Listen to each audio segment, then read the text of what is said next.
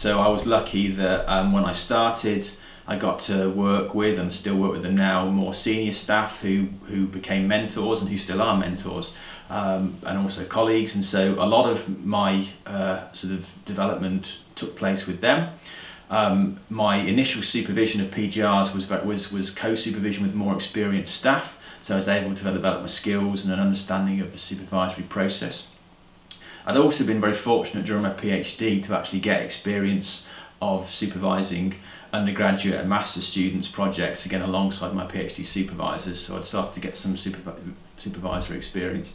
There were also some centrally run PhD supervisor training that the university offered at the time.